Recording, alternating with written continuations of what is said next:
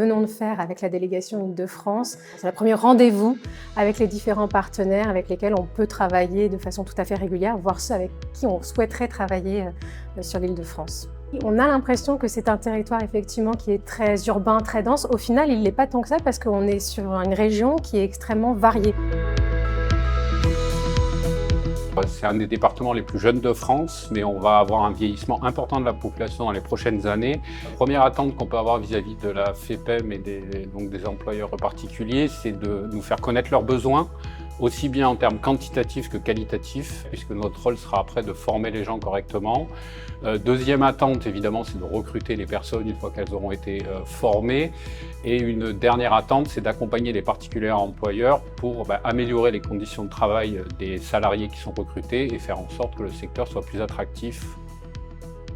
L'enjeu commun que nous avons, c'est d'assurer la sécurisation des contrats de travail entre les particuliers employeurs et les salariés à domicile via le site internet de France Emploi à domicile, soit via les services de l'URSSAF. Et puis sur la partie peut-être plus spécifique au public des particuliers employeurs, faire connaître ce service qui est déjà bien connu du chèque emploi service universel. Tous ses avantages, notamment le CESU+, qui permet de déclarer et d'être prélevé sur son compte, et puis aussi de bénéficier de l'avance immédiate, donc de l'avance du crédit d'impôt, de façon à réduire le coût final de la prestation à domicile. Dans mon département, dans mon service plus particulièrement, nous nous adressons au secteur en tension, donc notamment le secteur qui nous intéresse aujourd'hui, de l'intervention à domicile, fait partie des secteurs qui rencontrent les plus grandes problématiques d'attractivité et de difficultés de recrutement.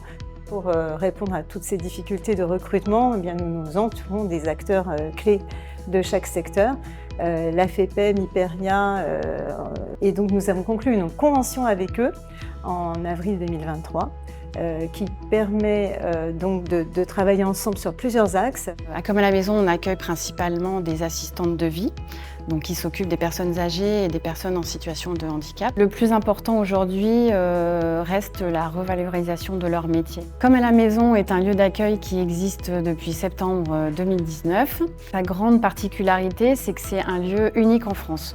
On est le premier lieu d'accueil pour les employés à domicile. Nous accueillons nos bénéficiaires tous les jours pendant leur temps de pause. Ce projet leur permet aujourd'hui d'avoir un lieu où se retrouver, où déjeuner tranquillement, se reposer, participer à des ateliers et des formations, mais aussi ça leur permet de briser un certain isolement.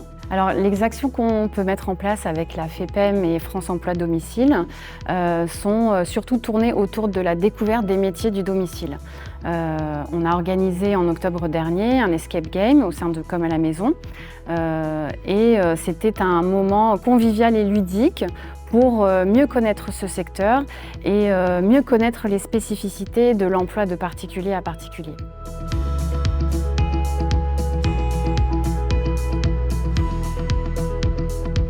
L'Île-de-France est le deuxième territoire sur lequel le projet LADmigration a commencé à être lancé. Et c'est vrai que depuis ce lancement, avec d'ailleurs Monsieur Olivier Dussopt, alors ministre du Travail en mai 2023, on travaille, j'ai envie de vous dire, quasiment quotidiennement avec France Travail.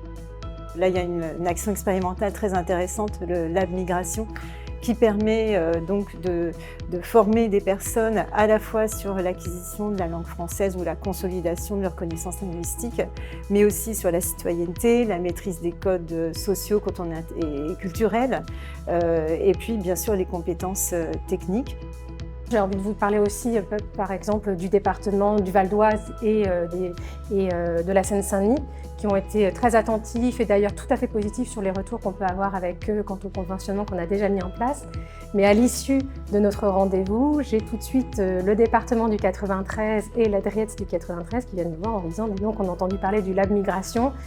Est-ce qu'il ne faudrait pas l'implanter aussi sur notre territoire ?» Ce qui fait écho avec l'intention qu'on avait justement de régionaliser le LADmigration Île-de-France.